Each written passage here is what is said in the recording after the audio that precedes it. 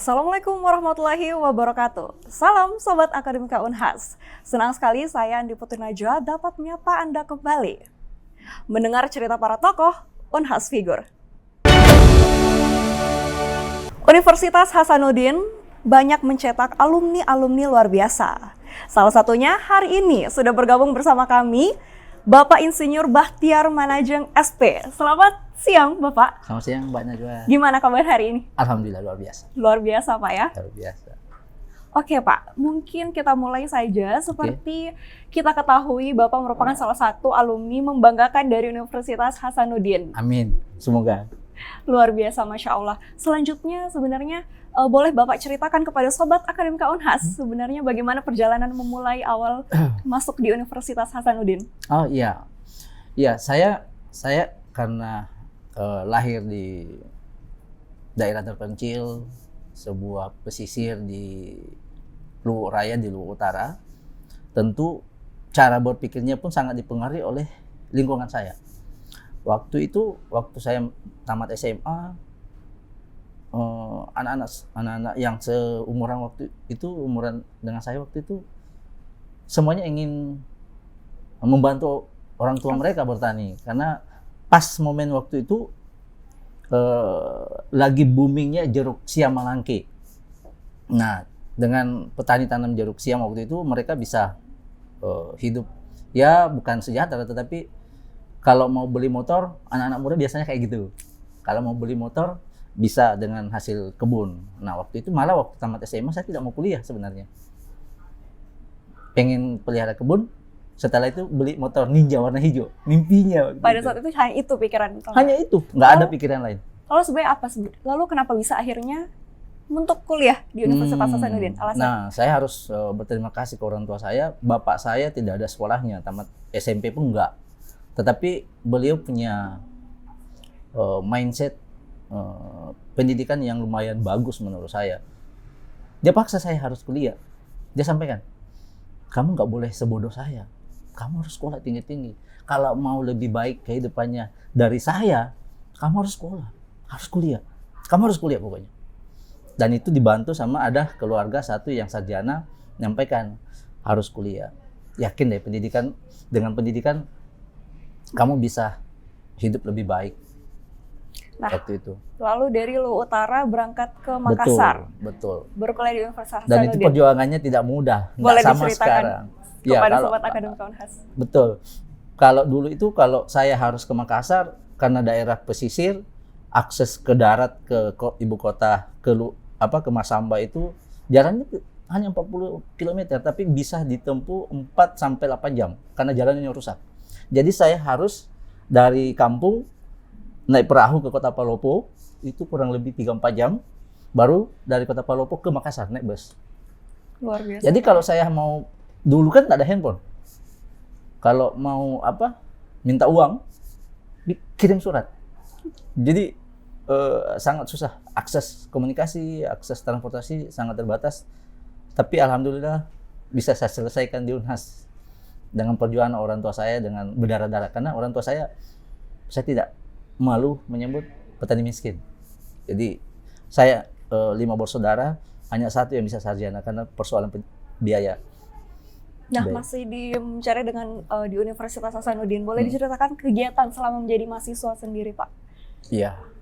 Saya sebenarnya karena kuliah di salah satu jurusan yang bukan menjadi pilihan utama saya, semester 1 sampai 3 itu kurang menarik bagi saya. Tidak lulus di pilihan pertama, lulus pilihan ketiga. Boleh tahu jurusannya apa itu, Pak? Saya kuliah di jurusan Ilmu Hama dan Penyakit Tumbuhan, Fakultas Pertanian. Awalnya pilihan pertama teknik mesin, yang kedua ilmu pemerintahan, lulus yang ketiga.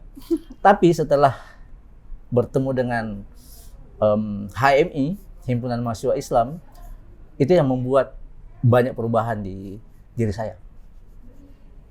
Wah, nah lalu setelah lulus kuliah, pada saat itu kan sudah memulai melalui banyak sekali pengalaman di kuliah. Sangat lama, banyak, iya. Karena waktu kuliah juga aktif di organisasi intra kampus juga. Lalu kemudian cukup lama ya kuliah saya ya, 7 tahun. Tetapi di kampus ini saya coba memaksimalkan potensi, mengembangkan jejaring, pengetahuan dan skill juga, sehingga saya dengan mudah masuk di salah satu perusahaan multinasional. Kantor pusatnya di Swiss, dan saya lulus 2 bulan setelah wisuda langsung kerja. Luar biasa Pak ya. Nah dari relasi pada saat masa-masa perkuliahan itu ya Pak ya? Iya, Luar betul. biasa. Nah lalu bisa diceritakan Pak, selanjutnya setelah di dunia kerja, Bapak melanjutkan karir. Iya, dan sebenarnya saya mengalami tekanan psikologis yang menurut saya cukup berat. Karena waktu saya awal kerja, teman-teman itu banyak teman-teman saya yang menyampaikan ke saya, Mbak Najwa, kamu kerja apa? Gajimu berapa? Masa kamu kerja kayak gitu, mantan aktivis pula di Unhas, mantan aktivis HMI pula, mantan ketua BEM pula. Masa sih kamu kerja kayak gitu? Tapi saya mencoba apa yang masuk di telinga saya itu saya jadikan energi positif. Saya ingin buktikan bahwa dengan saya bekerja di perusahaan ini, di tempat ini saya bisa sukses. Dan alhamdulillah hanya butuh waktu kurang lebih 18 bulan dari posisi paling buntot, saya langsung dipromosi jadi supervisor waktu itu. Luar biasa Pak ya. Tentunya kalau kita mendengar agak lumayan struggle. Bener. Mungkin Bapak bisa ceritakan sedikit kepada Sobat Akademika Unhas struggle terberat selama yang pernah Bapak alami.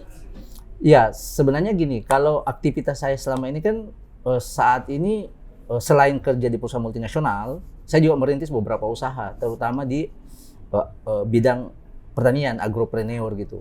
Selain itu juga aktif di banyak organisasi sampai hari ini. Nah, kalau di sektor dunia kerja, tempat saya bekerja, sebenarnya hal yang challenging sebagai alumni Unhas sebenarnya, dan ini mungkin sekaligus input untuk alma mater kita.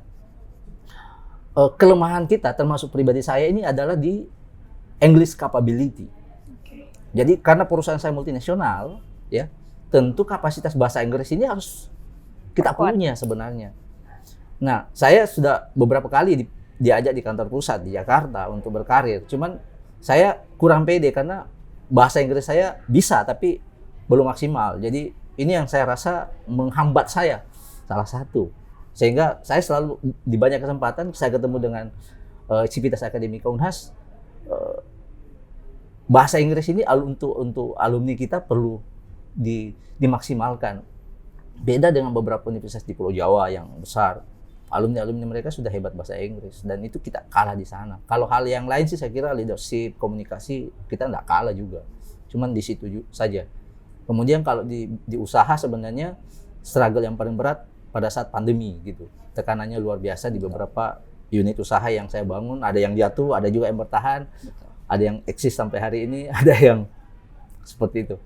Nah tadi Bapak mention pada saat pandemi sendiri pasti struggle terberat salah satunya itu Pak ya. Betul. Terus bagaimana Bapak handle struggle tersebut? Bagaimana Bapak menghadapi struggle tersebut, Pak? Ya, saya harus kemudian melakukan evaluasi dan mensegmen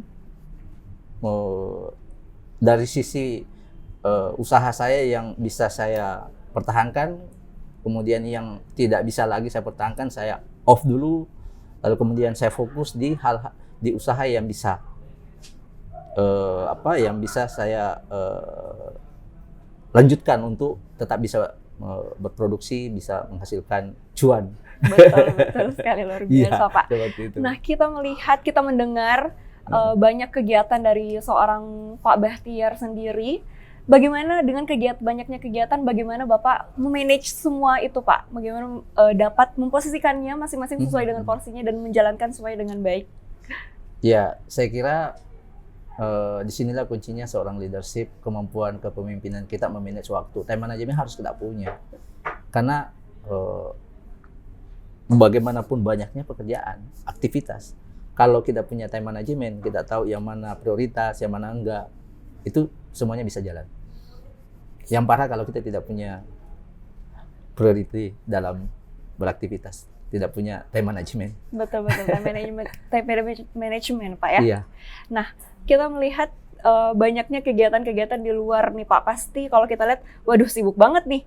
Sebenarnya kalau boleh lebih tahu lebih dalam, sebenarnya Bapak Bahtiar ini sebenarnya apa sih hobinya? Oh, Boleh disampaikan. iya. Saya sebenarnya punya 3 hobi, Mbak Najwa. Hobi saya salah satu itu jalan-jalan. Jalan-jalan. Jalan-jalan. Makanya saya kalau hampir setiap tahun ke luar negeri. Kalau bukan hampir setiap bulan jalan-jalan di Indonesia nih, di spot-spot wisata yang bagus gitu ya. Bahkan lokal Sulawesi Selatan pun saya maksimalkan, saya eksplor. Yang kedua hobi saya adalah piknik. Piknik. Saya suka camping. Baik di pinggir laut atau di bawah pohon pinus di gunung. Tapi campingnya bukan camping ala-ala anak mapala, korpala gitu. Saya campingnya mobil, camping di situ. Mobilnya saya bangun kayak rope tent gitu, punya tenda. Oke. Tidur di situ. Terus yang ketiga, saya hobi makan. Jadi kuliner. Kuliner Pak ya? Iya, jadi hampir semua makanan saya suka makan. Makanan lokal, Japanese, Korean food, Europe juga, Western, masuk semua. Asal halal. Betul. Nah, dari tadi traveling nih hobi Bapak. Salah satunya. Setelah Bapak melakukan beberapa traveling di beberapa negara, sebenarnya destinasi wisata mana menurut Bapak yang mungkin paling menakjubkan sendiri? Swiss. Swiss ya? Everywhere, setiap sudutnya itu adalah keindahan. Swiss itu. Jadi kalau ditanya mau ke Eropa, Swiss dulu salah satu negara tujuan utamanya. Jangan ke Paris karena itu tempat belanja. Nah, kalau dari makanan sendiri Pak, berbagai makanan yang Bapak coba nih, yang most favorite? Tetap saja kembali makanan lokal, makanan kampung. Mbak Najwa pernah dengan pocok? Iya, tahu. Itu makanan Kebetulan favorit Pak, saya. orang tua saya dari Luwu Timur. Tahu lah. Berarti sama makanan pokok kita, Mbak. Ya, pocok itu yang makanan favorit saya. Dan hampir setiap weekend saya buat. Dan saya bisa buat sendiri. Walaupun jalan-jalan ke luar negeri ke beberapa puluh negara, Betul. tetap makanannya tetap makanan Lokal. kampung.